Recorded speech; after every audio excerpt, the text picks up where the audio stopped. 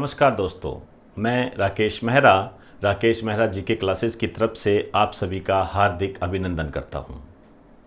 Rajasthan current special की इस series में आज हम राजस्थान से संबंधित कुछ महत्वपूर्ण तथ्यों पर चर्चा करेंगे, लेकिन उससे पहले कुछ बातें हैं जो आपके साथ मैं करना चाहूँगा। एक तो सबसे पहले मैं आपको धन्यवाद देना चाहूँगा इस बात का कि मैंने आपसे जो ये कहा था कि क्या हम करंट जीके का, इंडियन जो करंट जीके है, इंडियन वर्ल्ड करंट जीके जो है, उसका एक लंबी अवधि का लेक्चर तैयार करें या ना करें। उसमें मैंने आपसे यस एंड नो विकल्प के तौर पर आपसे सुझाव मांगे थे और इस पर मैं ये कहना चाहूँगा कि ये मेरा सौभाग्य है कि आप जैसे स्टूडेंट हमारे साथ जुड़े हुए हैं जो कि इस मुहिम को आगे लेकर गए हैं और मैं उनका शुक्रगुजार हूँ। तो आपके यश के आधार पर अब मैं उसी प्रक्रिया पे लग रहा हूँ और इस वीडियो के बाद में आपके सामने जो India and world current GK का जो वीडियो आएगा वो लंबी अवधि का वीडियो होगा और जल्द ही उसको तैयार करके मैं आपके सामने उसको रिप्रेजेंट करूँगा। तो मैं अगेन आपको थैंक्स कहना चाहूँगा कि आपने मुझे इस लायक समझा कि मैं आपके लिए इस तरीके का एक लेक्चर तैयार करूँ। तो दोस्तों, इसके अलावा एक बात और कहना चाहूँगा, इस मुहिम के साथ साथ जो आपने मुझे ये सौभाग्य दिया है कि मैं आपके लिए लेक्चर तैयार करूँ, यहाँ आपको ये भी कहना चाहूँगा कि इस वीडियो को ज़्यादा से ज़्यादा आपने शेयर करना है, क्योंकि नित्य नए मेरे पास फ़ोन आते हैं, कईयों से मेरी चर्चाएं होती है, तो स्टूडेंट काफ़ी भटकाव में जी रहे हैं और इस कोरोना महामारी के चलते जो लॉकडाउन जैसी स्थिति हमारे सामने आई है, उसमें तो स्टूडेंट ने शायद ऐसा लगता है कि अपनी सारी कमज़ोरियों को एक साथ ले लिया है, जो कि वास्तव में दुर्भाग्यपूर्ण है। लेकिन इसकी कोई आवश्यकता नहीं थी। मैं नित्य नए आपको बताता रहता हूँ कि ये लॉकडाउन आपके लिए गोल्डन टाइम है। अब इसको किस रूप में आपने लिया है, हमने तो अपनी एक ड्यूटी के तौर पर, आप हमारे प्रिय स्टूडेंट हो, इस कारण से हमने कुछ गाइडलाइन आपको दी थी। अब आपको उसको आपने कितना फॉलो किया ये तो आप जानते हो। और इसके अलावा मैं फिर भी कहूँगा, भटकाव मत कीजिए, किसी भी स्थिति में भटकाव मत कीजिए, आप अपनी तैयारी निरंतर करते रहें। तो ये लेक्चर यदि आपको ये पसंद आता है तो मैं आपको कहूँगा कि आप इसे शेयर करें और डिस्क्रिप्शन में जो लिंक दिए गए हैं आप उसे ज़रूर डाउनलोड कर लें। राजस्थान के संबंध में जो हमारे सामने एक महत्वपूर्ण तथ्य आया है वो ये है कि पीएम कुसुम योजना के तहत राजस्थान ने जो किसान चयनित करने थे, भाई किन को इस योजना में हिस्सा बनाना है, कौन कौन से किसान आएंगे पहले चरण में, उसकी सूची तैयार कर ली गई है। और ऐसा करने वाला राजस्थान भारत का पहला राज्य है। तो हम इसी टॉपिक को आधार बनाकर हम बात करेंगे। कुछ अन्य फैक्ट भी है, उनको भी मैं लेके चलूँगा। तो हेडिंग डाल दीजिए, राजस्थान पीएम कुसुम योजना के तहत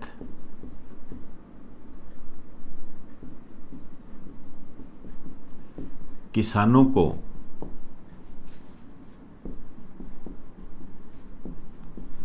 चयनित करने वाला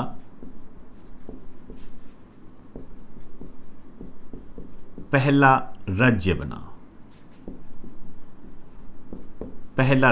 है ये राजस्थान। मतलब पीएम कुसुम योजना में जो किसानों को चयन करना था, उस दृष्टि से राजस्थान पहला राज्य बना है। और यहाँ पर एक बात और ध्यान रखना, प्रथम चरण के तहत, पहले चरण के तहत, अभी इसका दूसरा चरण भी चलाया जाएगा, तब की तब बात करेंगे। पहले चरण के तहत कौन कौन से किसान पीएम कुसुम योजना में शामिल होंगे, इस बात को डिसाइड करने वाला राजस्थान भारत का पहला राज्य बना है। क्लियर हुई बात सारी। अब हम चलते हैं कि इस टॉपिक में हम क्या क्या चीज़ें ऐड कर सकते हैं। सबसे पहली बात तो आपके सामने आती है पीएम कुसुम योजना। वास्तव में इसको इस तरीके से लिखा जाता है, पीएम कुसुम योजना। आप शायद तक ये एलडीसी का है या उद्योग विभाग का एक पेपर हुआ था, उससे रिलेटेड था। उसमें ये क्वेश्चन आया हुआ है और डायरेक्ट क्वेश्चन है, कुसुम योजना का संबंध किससे है। तो हमारे सामने एक बात उभर कर सामने आती है, यदि कोई भी योजना, जो नई योजना हमारे सामने आ रही है, सबसे पहले तो हमें इस बात का पता होना चाहिए कि इस योजना का संबंध किससे है। तो हमारी तैयारी में एक धार आती है, हमें एक पता लगता है कि यही रास्ता है हमारा, और करने को तो इसको कितना ही एक्सप्लेन कर लो, कोई सीमा नहीं होती है इसकी। तो पीएम कुसुम योजना जो है, इसका पूरा नाम देखोगे तो आपको अपने आप पता लग जाएगा। प्रधानमंत्री, के का मतलब किसान, यू का मतलब ऊर्जा,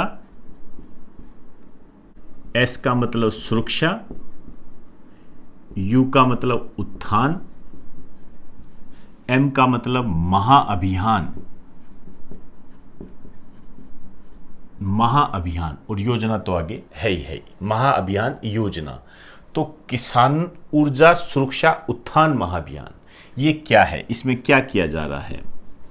इसमें यह कहा जा रहा है कि जो किसान है अपनी जो खेती है वो सौर ऊर्जा के माध्यम से कर सकते हैं। इसके लिए उनको सोलर पंप उपलब्ध करवाया जाएगा, मतलब सोलर पंप लगवाए जाएंगे, और वो जितनी ऊर्जा इस्तेमाल करता है वो तो उसके लिए फ्री ऑफ कॉस्ट हो गई, और यदि बच जाती है उसको वो बेच भी सकता है। मतलब आप खुद सोचिए कि किसानों को सोलर पंप दिया जाएगा, तो सोलर पंप के माध्यम से जितनी उसको आवश्यकता है वो उसका इस्तेमाल कर ले, और यदि कोई बच गई तो वो डिस्कॉम नामक एक कंपनी है उसको बेच भी सकता है, और वो एक दर पर उसको खरीद लेगी।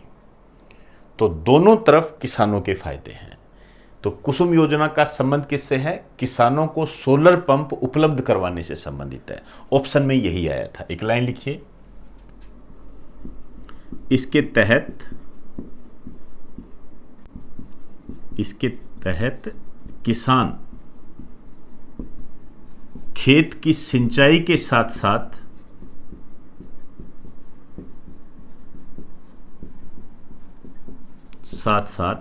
सौर ऊर्जा को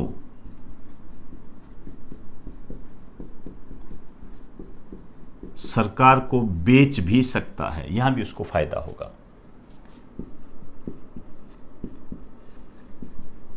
खेती से संबंधित काम भी हो जाएंगे और उसको बेच भी सकता है। इस ऊर्जा को डिस्कॉम कंपनी है, ये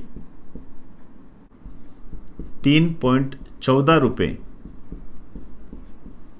प्रति यूनिट की दर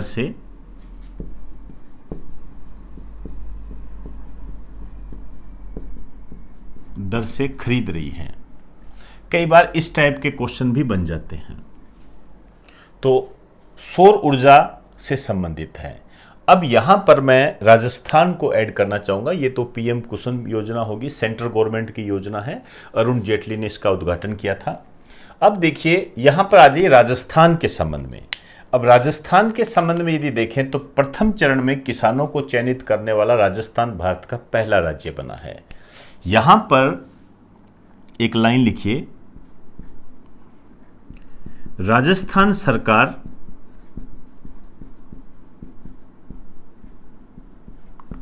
इस योजना में किसानों को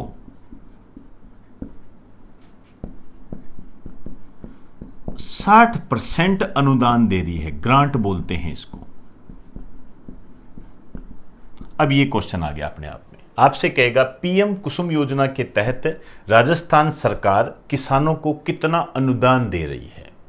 अपने आप में क्वेश्चन है, कोई समस्या वाली बात ही नहीं है ये। तो 60% अनुदान दे रही है। अब इस 60% में से बच कितना गया? 40%। ये जो 40% है ये किसान देगा, 40% किसान देगा।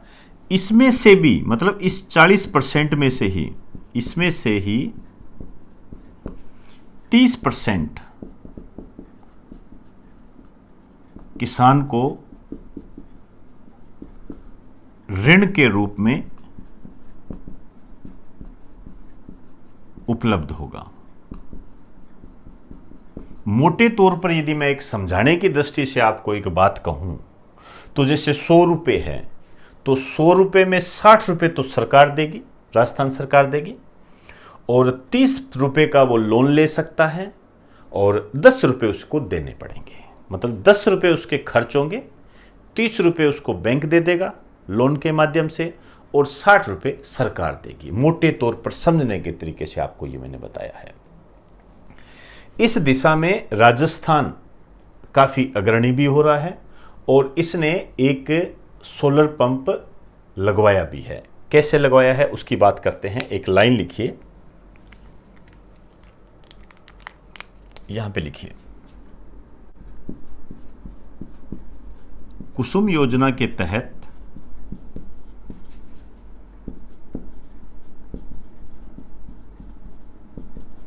सौर ऊर्जा पंप लगाने वाला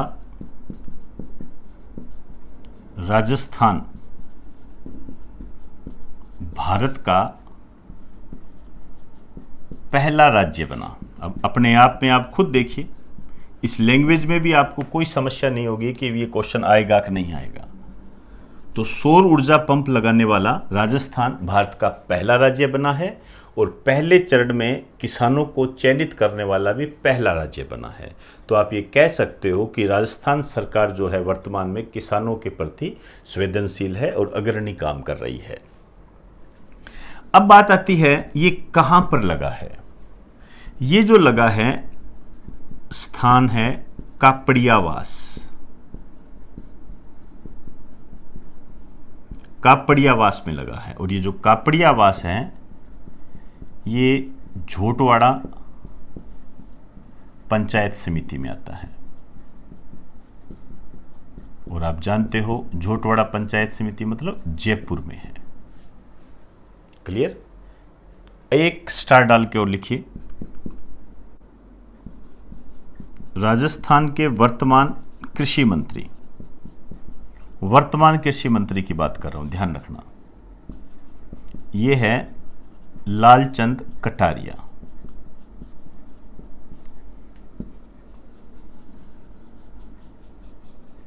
तो अब कुछ बातें क्लियर हो गई होगी। एक और बात बताना चाहूंगा, ये जो सौर ऊर्जा पंप है ये लगा इस स्थान पर है, इसकी क्षमता कितनी है?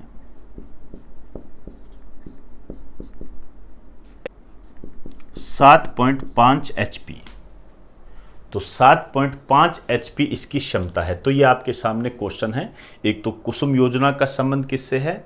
तो सोलर पंप या सौर ऊर्जा पंप को लगाने से संबंधित है। इसके माध्यम से जो किसान है यदि ऊर्जा बचती है तो उसको बेच भी सकता है और डिस्कॉम उसको 3 रुपये 14 पैसे प्रति यूनिट की दर से खरीद भी रही है। राजस्थान को इससे जोड़ते हैं तो राजस्थान के संबंध में ये बात कही जाती है कि पहले चरण में जो किसानों को चयनित करने की जो प्रक्रिया थी उस प्रक्रिया को पूरा करने में राजस्थान भारत का पहला राज्य है। इसी दृष्टि से ओबियसली ये भी बन जाता है कि जब चयन कर लिया तो काम भी जल्दी चालू होगा। तो सौर ऊर्जा पंप या सोलर पंप लगाने वाला भी राजस्थान भारत का पहला राज्य है, कुसुम योजना के तहत है। और कापड़ियावास नामक गांव में सोलर पंप लगाया है जो कि झोटवाड़ा पंचायत समिति में आता है और झोटवाड़ा पंचायत समिति जयपुर जिले से रिलेटेड है। यदि हम इसकी क्षमता की बात करें तो 7.5 HP हॉर्स पावर इसकी क्षमता है। ये थोड़ा ध्यान रख लें क्योंकि इस टाइप के क्वेश्चन बन जाते हैं। और जब यदि भारत की दृष्टि से ये पहला राज्य बना है, पहला सोलर पंप है, तो अपने आप में इसकी क्षमता पूछे जाना लाजमी होता है। तो एक बार आप इसे राइट डाउन कर दीजिए।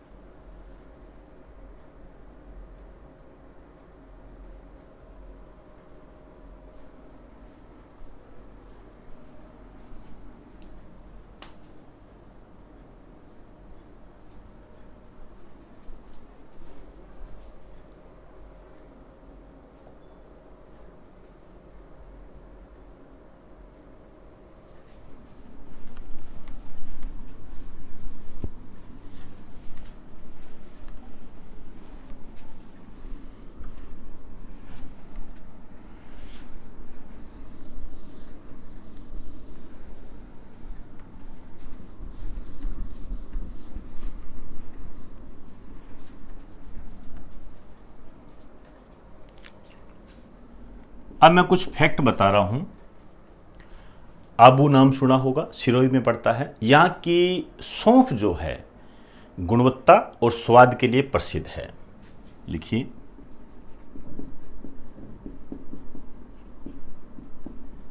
आबू सिरोही की सौंफ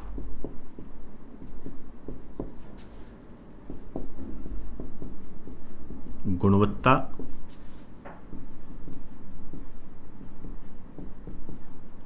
व स्वाद के लिए प्रसिद्ध है।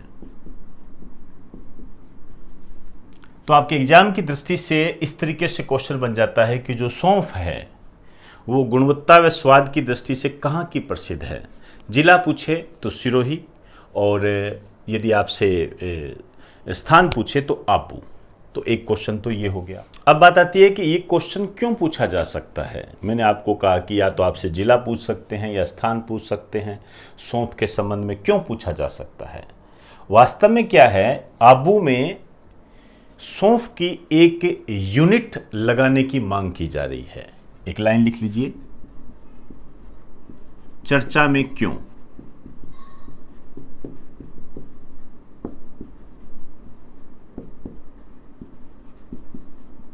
आबू में सौंफ की यूनिट लगाने की मांग की जा रही है। सौंफ की यूनिट लगाने की मांग की जा रही है। इसका रीजन ये है कि ये जो सौंफ है, किसान इस सौंफ को बेचने के लिए गुजरात की ऊंझा मंडी पर निर्भर थे। एक लाइन लिख दीजिए,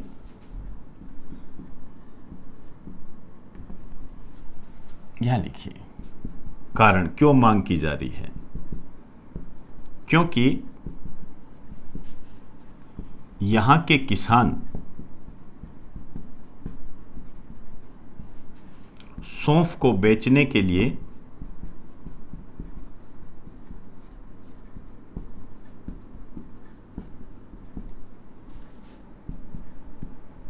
गुजरात की ऊंझा मंडी पर निर्भर है।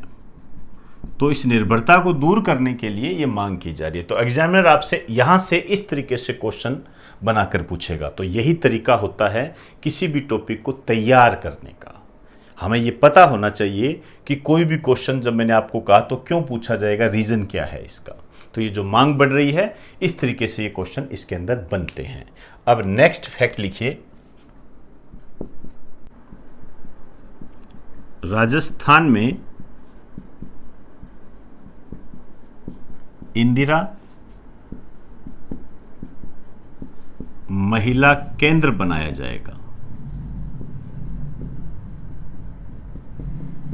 इंदिरा महिला केंद्र बनाया जाएगा। तो थोड़ा सा एक बार आप स्थान का नाम याद रख लीजिए।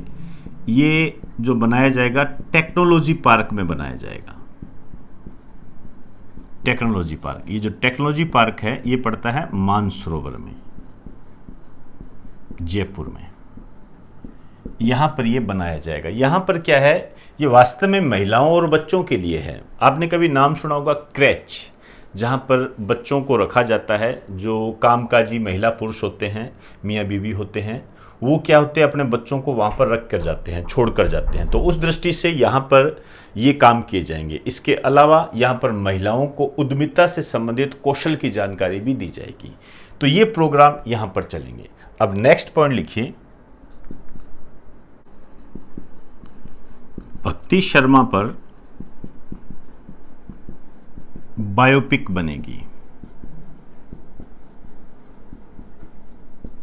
भक्ति शर्मा पर बायोपिक बनेगी। बायोपिक का मतलब आप जानते ही हो, फिल्म, मतलब इनके जीवन पर फिल्म बनेगी। इससे पहले भी कई खिलाड़ियों के जीवन पर फिल्में बन चुकी है। तो आपको नॉर्मल इसमें एग्जाम की दृष्टि से ये ध्यान में रखना है कि ये जो भक्ति शर्मा है, ये है उदयपुर की जलपरी के नाम से जाना जाता है। आरपीएससी 2007 में इस संबंध में क्वेश्चन आ चुका है। और जहाँ तक मुझे याद आ रहा है उसमें ये पूछा था इनका संबंध किस जिले से है, इस तरीके से क्वेश्चन आया था। खैर जो भी है, या दोनों बातें क्लियर हो रही है ये उदयपुर की है, जलपरी है, इसका मतलब इनका खेल कौन सा है? तैराकी, तैराकी से संबंधित है ये। तो ये इस टाइप के जो क्वेश्चन है इनको आपने ध्यान रखना है राजस्थान के संबंध में। तो एक बार आप इसे राइट डाउन कीजिए।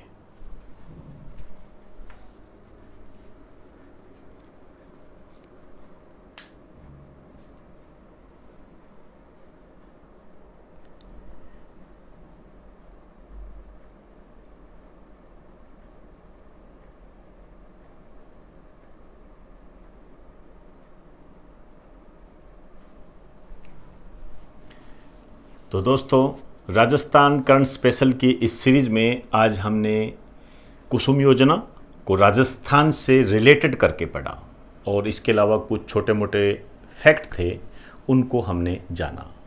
भक्ति शर्मा, उदयपुर की जलपरी मोस्ट इम्पोर्टेंट है, ध्यान रखें ये। इस पे क्वेश्चन बनने की पूरी संभावनाएं हैं।